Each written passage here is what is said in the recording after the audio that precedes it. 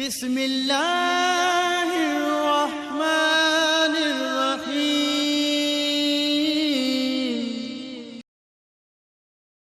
نحمده ونصلي على رسوله الكريم اما بعد فاعوذ بالله من الشيطان الرجيم بسم الله الرحمن الرحیم۔ محترم سامعین، السلام علیکم ورحمۃ اللہ وبرکاتہ۔ آج میں ان حضرات کے لیے ایک بہت ہی بہترین، بہت مجرب وظیفہ شیئر کرنا چاہتا ہوں، جو کسی بہت ہی غلیظ کام کے اندر، گندے کام کے اندر، جس طرح شراب نوشی، کسی قسم کا بھی نشہ، زنا اور والدین کی نافرمانی میں حد سے کوئی بڑھ گیا ہے، جھوٹ، چوری، غیبت، اس طرح کے اکثر وہ کام کرتا ہے، ان لوگوں کے لیے بہت ہی مجرب وظیفہ ہے۔ یا برو صرف 7 مرتبہ پڑھنا ہے، اول آخر ایک دفعہ درود ابراہیم پڑھ کر، اور اس کے بعد دعا مانگنی ہے۔ جو فعل کسی کا ہے، جو عیب کسی کے اندر ہے، شراب نوشی کا ہے، نشے کا ہے، والدین کی نافرمانی کا ہے، جھوٹ کا ہے، ناپ تول میں کمی کا ہے، یہ بڑے غلیظ قسم کے گناہ ہیں۔ پہلی قوموں پر ان کی وجہ سے عذاب بھی آئے، شکلیں بھی بگڑیں، آسمانوں سے آگ برسی، پتھر برسے۔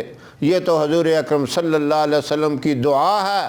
آپ نے فرمایا، یا اللہ میری امت کو دنیا کے اندر عذاب نہیں دینا، ذلیل و خوار نہیں کرنا۔ اگر کوئی ایسے گناہ کے اندر مبتلا ہے تو 7 مرتبہ یا برو پڑھے، اول آخر ایک دفعہ درود شریف پڑھ کے اللہ سے دعا مانگے کہ یا اللہ میرے اس گناہ کو تو معاف فرما، میرے دل کے اندر اس گناہ سے نفرت پیدا فرما، نیک کاموں کی توفیق عطا فرما۔ یہ دعا مانگے اور اسے اپنی زندگی کا معمول بنا لے۔ 2-4 دن یا 7 دن یہ عمل نہیں کرے، بلکہ روزانہ کرے۔ کون سا مشکل ہے؟ 7 مرتبہ پڑھنا ہے، 1-2 منٹ کا کام ہے، اور 1-2 منٹ آپ ہاتھ اٹھا کر رو کر اللہ سے دعا مانگ لیں۔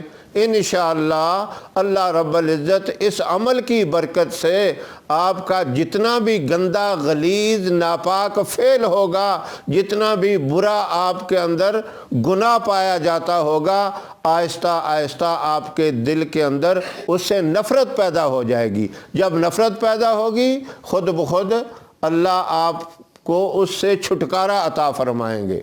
تو وہ حضرات جو ایسے گناہوں کے اندر مبتلا ہیں، اللہ رب العزت ان کو یہ مبارک وظیفہ کرنے کی توفیق عطا فرمائے، اور ہماری یہ دعا بھی ہے کہ اللہ اپنی رحمت سے ان کے ایسے گناہوں سے چھٹکارا دے اور معافی اللہ ان کو عطا فرمائے۔ ہماری ویڈیو آپ کو پسند آئے اسے لائک کریں، شیئر کریں، ہمارے چینل کو سبسکرائب ضرور کریں، اور ساتھ والے بیل آئیکن بٹن کو دبائیں تاکہ ہماری ہر آنے والی نئی ویڈیوز کی اپڈیٹ آپ تک آسانی سے پہنچ سکے۔ اللہ آپ کا حامی و ناصر رہے۔ انشاءاللہ پھر کسی نئے وظیفے کے ساتھ آپ کی خدمت میں حاضر ہوں گے۔ تب تک کے لیے اجازت دیں۔ السلام علیکم ورحمۃ اللہ وبرکاتہ۔